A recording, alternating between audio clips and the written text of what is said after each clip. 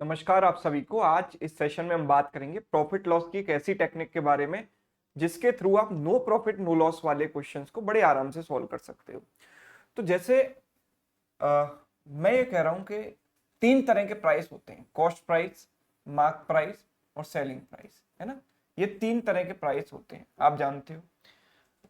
अगर मैंने सपोज कीजिए कि किसी भी आर्टिकल पर X% का मार्कअप किया और फिर उस पर Y% का डिस्काउंट दिया, तो हुआ क्या कि अगर कॉस्ट प्राइस P रुपीज था और सेलिंग प्राइस भी P रुपीज है, तो X और Y में क्या रिलेशन होगा? कभी आपने ये सोचा? तो आप सोचो, देखो, अगर किसी भी चीज पर हम 1/n का इंक्रीज करते हैं तो उसको वापस लाने के लिए, कॉम्पेंसेट करने के लिए 1/n+1 का हमको डिक्रीज करना होता है। ये बात आपको पता होनी चाहिए। Increase of 1/n is always compensated by decrease of 1/n+1। जैसे कि अगर मैंने किसी भी वैल्यू को 25% बढ़ाया, मतलब वैल्यू को 4 से 5 कर दिया, ठीक है, तो बढ़ाया 4 से 5, तो जब मैं मतलब 1/4 मैंने बढ़ाया ना, और जब मैं वापस लाना चाहता हूं 5 से 4, तो मुझे 1 का डिक्रीज करना पड़ेगा 5 पर। So if this is 1/n, this is 1/n+1, simple, right. तो मतलब अगर मैंने प्राइस था P, उसको कुछ परसेंट से बढ़ाया तो मार्क प्राइस आ गया। अब मैं वापस P तक पहुंचना चाहता हूं, तो यहां पर मुझे Y% का डिक्रीज करना पड़ेगा। तो जो X की फ्रैक्शन वैल्यू अगर 1/n है, तो Y की फ्रैक्शन वैल्यू क्या होनी चाहिए? 1/n+1, right. इतनी बात आपको पता होनी चाहिए। तो सवाल में देखता हूं, सबसे पहले एक सिंपल क्वेश्चन लेते हैं। An article is mark 25% above the cost price, 25% ऊपर मार्क किया गया आर्टिकल को। What percent discount should be given on it so that there is overall no profit no loss? अब बताओ कि इस सवाल के लिए क्या आप पेन भी पिक करोगे अगर आपको 1/n और 1/n+1 वाला रिलेशन पता है? तो नहीं, आप सीधे देखोगे 1/4 का इंक्रीज है ना, तो डिक्रीज कितने का होना चाहिए? 1/n+1 का, यानी 1/5 का, यानी आंसर इज 20%। ऐसे ही बता दोगे आप। इंक्रीज ऑफ 1/4, तो डिस्काउंट कितने का दोगे? 1/5 का, और 1/5 का मतलब होता है 20%। खत्म। अब जैसे ये सवाल है, आप टेक्निक आपको नहीं पता होती तो कुछ ना कुछ वैल्यू अज्यूम करके आप पिछला सवाल कर लेते, लेकिन ये सवाल देखो, अगर आपको ये टेक्निक पता है तो ये सवाल वेरिएबल बेस्ड क्वेश्चन है, कितना आसान हो जाएगा आपके लिए। Cost price of a product is P, person raises the price by U%। Cost price को हमने U% से बढ़ा दिया, है ना, और उसके बाद हमने V% का डिस्काउंट दिया इस पर, right, so that the selling price becomes P। तो मतलब CP और SP क्या है? बराबर। मतलब मैंने प्राइस को कुछ बढ़ाया और फिर वापस मैं P पर पहुंच गया, राइट। फिर twice of V is equal to U, मतलब U is equal to 2V, ये मुझे दिया गया है, ठीक है। U इक्वल्स टू 2V, ये रिलेशन U और V में मुझे दिया गया है।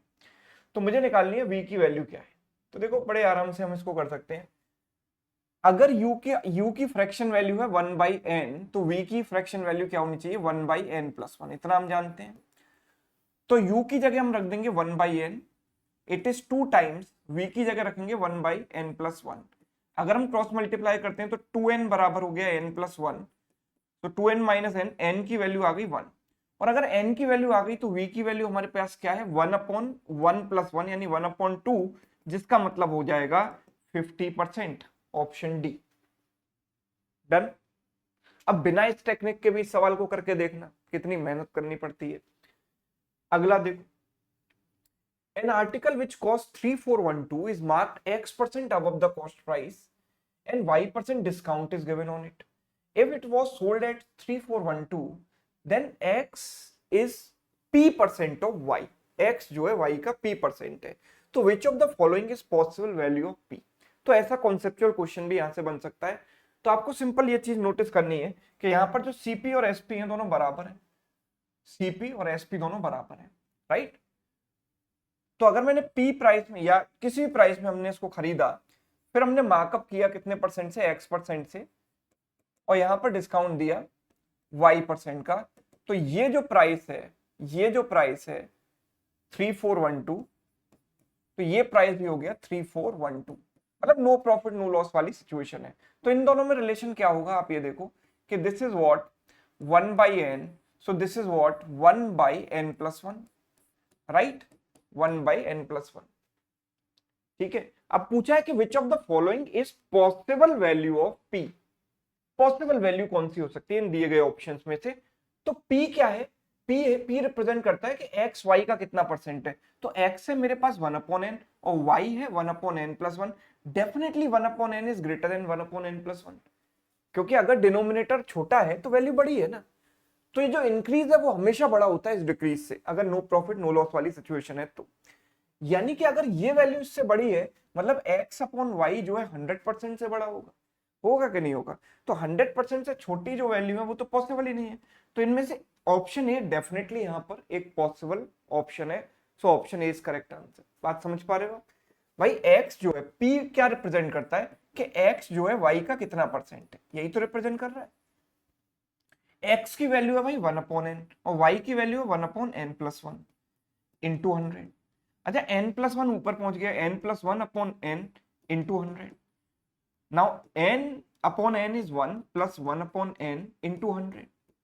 नाउ जब 100 का मैंने इसमें मल्टीप्लाई किया तो 100 प्लस 100/n, राइट? तो 100 प्लस समथिंग मेरा आंसर होगा। तो 100% से बड़ा होगा तो केवल एक ही option, option A, right? Possible value. आप कहोगे सर नन ऑफ दिस क्यों नहीं? भाई पॉसिबल वैल्यू पूछी है, जब 125 पॉसिबल है तो हम इसको ही लगाएंगे ना आंसर। अगर चारों में से कोई भी पॉसिबल नहीं होती तब हम नन ऑफ दीज लगाते, राइट? तो उम्मीद करता हूं ये कॉन्सेप्ट पूरी तरीके से आपको समझ में आ गया होगा।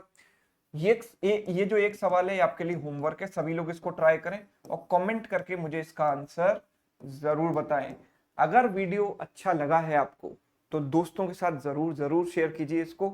अगर आप चैनल पर नए हो तो चैनल को सब्सक्राइब करके बेल आइकन प्रेस कर दो ताकि आपको नोटिफिकेशन मिलते रहे वीडियोस के। Thank you so much.